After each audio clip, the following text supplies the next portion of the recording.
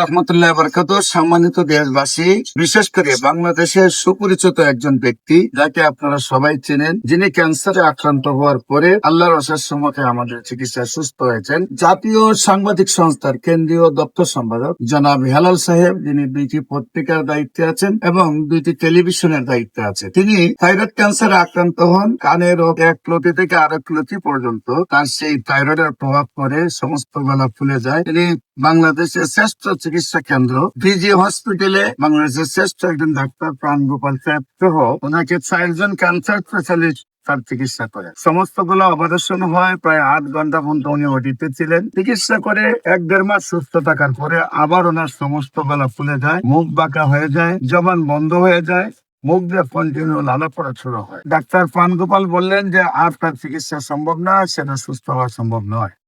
উনি হয়তো কিছুদিন পৃথিবীতে আছেন, তারপরে হয়তো মারা যাবেন। এই অবস্থায় তিনি পিজি হসপিটালে ভর্তি ছিলেন। আমি জাতীয় সাংবাদিক সংস্থার কেন্দ্রীয় দপ্তর সম্পাদক যখন পিজি হসপিটালে ভর্তি শুনলাম, আমি গেলাম দেখতে, গিয়ে দেখি এই অবস্থা। ওনাকে সঙ্গে সঙ্গে আমি সিট থেকে নিয়ে আসি যে আপনি এই মুহূর্তে জ্ঞান থাকলে মারা যাবেন, আপনি চলে আসেন আমার চেম্বারে।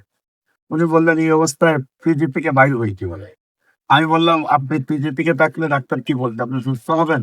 পরে আমি সুস্থ হয়ে তো আবার অসুস্থ হয়ে গেছে, এখন তার চিকিৎসা করছে না। আমি তাহলে 1 মিনিট লেট করবেন না, চলেন আমার সাথে গণস্বাস্থ্য কর্মীতে নিয়ে আসি। আল্লাহর অশেষ রহমতে আমি চিকিৎসা করি।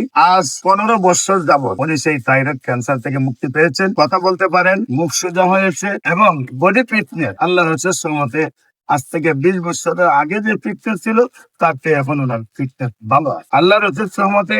এই বাংলার বিশ্ব নন্দিত একজন সাংবাদিক, জাতীয় সাংবাদিক সংস্থা কেন্দ্রীয় দপ্তর সম্পাদক, গণস্বাস্থ্য হোমিও পরিবারের সেবায় আল্লাহ তাআলা স্থায়ীভাবে সুস্থ করে দিয়েছেন।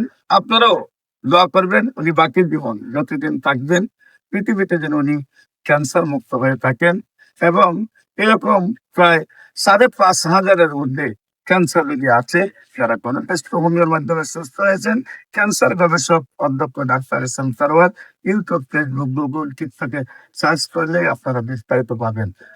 ক্যান্সারে, কিডনি, থ্যালাসেমিয়া, এইডস রোগ, এই 4টি মরণবিধি রোগ নয়, তাই কি সুন্দরভাবে সুস্থ হয়। আপনারা যে কোনো প্রয়োজনে স্ক্রিনে দেওয়া নম্বরে যোগাযোগ করুন।